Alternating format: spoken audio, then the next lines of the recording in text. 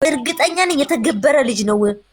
ግብር አለበት ይሄ አንቺ ሚሚ አልፋ አይታን የመጣነው በእናታችሁ እኛን አታሳብቡ። በእናታችሁ ወደዛ እዚህ ላይ አትለጥፉብን። በቃ አታሳይ እስቲ። የምን ቪዲዮ ነው የምታሳየው? እኛ አይተን የጥንቋዮቹን ቪዲዮ ነው ድጋሜ ተለቀቀ እንደ ቪዲዮ። እኔ ክብር ሁላችሁም ጸሎት አድርጎ ነው። እኔ በእውነት እኔ ከሄርሚ ክብርን ተማርኩ። ጸሎት እናረጋለን ግን ቢሆንም ሰው ያስፈልጋል። ጸሎት ጊዜ ቴክስት ማድረግ ይችላል። ሌላ ሰው ቴክስት ማድረግ ይችላል እኮ። ለዛም እኮ ነው እኔ እኮ ሲታጡ ነው ምንድነው እዛም ሆኖ መጮም አለባት እና ደግሞ እዛም ሆኖ ቴክስት ማድረግም እኮ ይችላሉ። ለእናንተ ለናቤ ውዴ ይኸውልሽ ይሄ ልጅ ቢጮ እኮ ተጠያቂ እነሱ ናቸው። እነማን ነው ሄርሚ?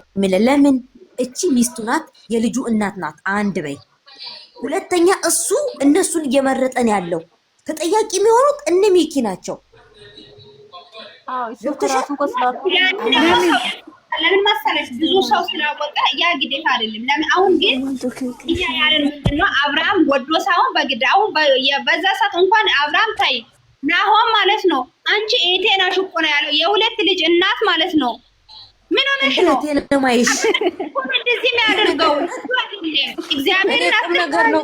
እኔ እኮ ይሄኛው እኮ እንደ ተከታታይ ድራማ ሆነብኝ። ስክሪፕቱን አንድ ሰው ነው የጻፈላቸው ላስከሚባል።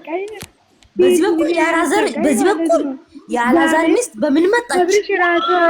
ቀለበቴ ላይ ተደግሞ አለች ነው የአላዛር ማለት ነው። እናቱ ሴት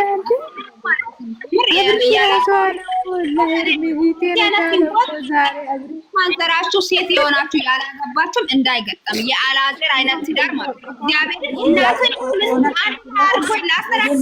እናንተ እሷ እኮ ማለት ነው ሚስቱ ናት ወይስ እናቱ ናት ወይስ ፈልገዋለች? ስለዚህ እኮ ነው አትፍረጂ ያልኳት። ወይስ ቀምሳዋለች ነው ያልኩትማ። ድስት ሳይቀር ሆኖ አላዛር ይዞ ሄደው ማለት ነው። ድስት ሳይቀር ባዶ ቤት ጥሎ፣ ግን እሷ ጀግና ሆነ ጎበዝ ሆና ቤቱን ተከራይታ ካፍላ ቤት ዕቃ ስታስገባ ደግሞ ተመልሶ መጣ። አንድ ወጥ እዛ ቤት ስላገኘው ማለት ነው። ሴት እንደዚህ ናት። እሷ ግን ጎበዝ ናት። እግዚአብሔርን ሌላ ሰው ቢሆን አይችልም።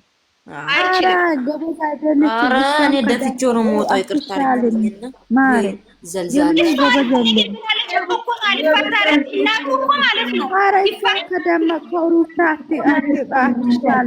ሁለቱም አንድ ናቸው።